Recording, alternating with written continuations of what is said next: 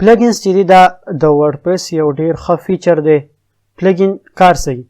پلګین چې دا ورډپریس ته یو ایکسټرا فنکشنالټي یو داسې نوی کار چې هغه موږ په دې خپل ویب سایټ کې انکلوډ کول غواړو.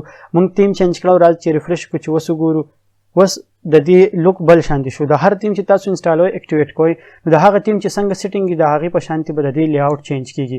نو مطلب په 2-3 سیکنډو کې تاسو د خپل ټول ویب سایټ هغه سټرکچر چینج کولی شئ. واپس راځو خپل د پلګین خبرې له. نو پلګین چې دی دا په ورډپریس په ویب سایټ کې نیو فنکشنالټیز ایډ کوي. فرض کا زه غواړم چې زما په ویب سایټ کې دی نوی فنکشنالټي دی چې په دې کې د کانټیکټ فارم وي، مطلب چې یو فارم به په هغې کې به کله یوزر چې دی ایمیل ورکړي، پاسورډ دغه به ورکړي، خپل میسج به ټایپ کړي او سینډ بټن به ووهي نو هغه ایمیل به ماته راشي. دا یو نوی فنکشنالټي ده چې دا زه ایډ کوم نو د هغه د پلګینز په تھرو باندې ایډ کېږي. په ډیشبورډ کې پلګین سیکشن دی، دلته کې بس تاسو ټول پلګینز موجود دي او د دې هم هغه سیم کانسپټ د اکټیویټ او ډي اکټیویټ دی څنګه چې د تیم وي. تاسو کوم پلګین یوز کول غواړئ په یو ټایم باندې ملټیپل پلګینز هم اکټیویټ کولی شئ. هغه پلګین به اکټیویټ کوي نو هغه کار چې تاسو په ویب سایټ پکې به انیبل شي. ځکه نیو پلګین ایډ کول غواړئ دلته کې بټن به ایډ نیو. په دې ځای کې کم پلګینز چې موجود دي هغه ټول د ورډپریس پلګینز به تاسو ته ښایي. پاپولر کم پلګین هغه مختلف فلټرز په تھرو باندې تاسو پلګین سرچ کولی شئ. بیا تاسو یو سپیسیفیک پلګین سرچ کول غواړئ نو هغه هم سرچ کولی شئ. که فرض کا زه د مینټیننس لپاره سرچ کوم انډر کنسټرکشن. انډر کنسټرکشن اوس د دې فایده څه ده؟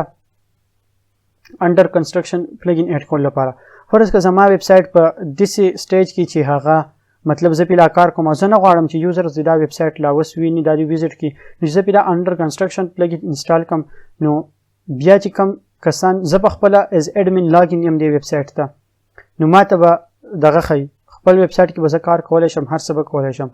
خو چې کله مختلف پلګینز اویلیبل دي تاسو ډیفرنٹ ټرای کولی شئ. د مختلف فنکشنالټیز به دا ورکوي څه فیچر به په یو کې په بل کې به نه وي نو هغه تاسو د خپل ریکوایرمنټ مطابق کتی شئ او انسټالولی شئ. دا پلګینز اکټیویټ کوم ګورم چې په دې کې څه آپشنز دننه موجود دي. دلته کې پلګین سیکشن کې دلته کې یو نوی پلګین ایډ شو انډر کنسټرکشن او دا اوس اکټیویټ دی. که زه د ډي اکټیویټ کول غواړم دلته کې ډي اکټیویټ بټن شته. دلته کې د دې سره یو سیټینګ بټن ده. په دې سیټینګ چې زه کلیک کړم دی به ماته د پلګین سیټینګ ماته وښایي. دلته کې ماله میسیجز هم راکوي هغه هم زه کتی شم دا به زه ډسمس کړم.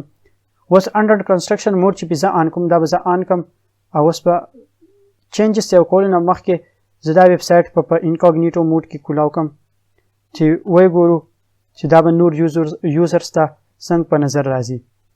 اوس چې دی هغو ته به ویب سایټ ښکاري چې کله یې ویزټ کړي.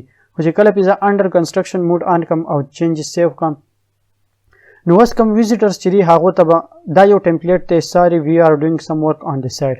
هغو ته یو ټمپلیټ شو کېږي. دا ټمپلیټ بیا له دې ځای نه کسټمایز کېږي هم ډیزاین مختلف لکه زه دا یو ډیزاین چې دا زه اکټیویټ کوم نو دا اوس د پلګین پیډ فیچر دی نو اخیستو دپاره خپل هم جوړولی شئ.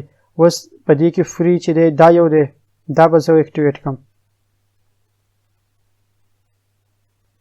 نو دا هغه دغه چې د پریویو یې چینج شوه نو دا یو پلګین و مطلب د انډر کنسټرکشن لپاره دی زموږ ویب سایټ ته یو نوی فنکشنالټي ایډ کړه. دغه شانتې که تاسو غواړئ چې خپل ویب سایټ کې نوي نوي فنکشنالټیز ایډ کړئ د هغې لپاره تاسو پلګین سرچ کولی شئ او هغه ټرای کولی شئ. د دې نه پس په مونږه د پلګین انسټالیشن چې دی هغه یو وکړو په عامه طریقې سره. بل که فرض که تاسو پلګین د تیم په شانتې ایگزیکټ خبره ده که تاسو پلګین بای کړئ او هغه په زیپ فایل کې اپلوډ کول غواړئ نو چې کله په ایډ نیو بټن باندې کلیک کوئ دلته کې به اپلوډ پلګین آپشن وي او د دې ځای کې تاسو د هغه پلګین فایل چوز کولی شئ او اپلوډ کولی شئ بیا اکټیویټ کولی شئ. نو دغه طریقه په دې ځای نه هم اپلوډ کېږي. دا د پلګین د انسټالیشن په باره کې او د هغې لږ ډیمو چې پلګین وایي څه ته او کار څنګه کوي.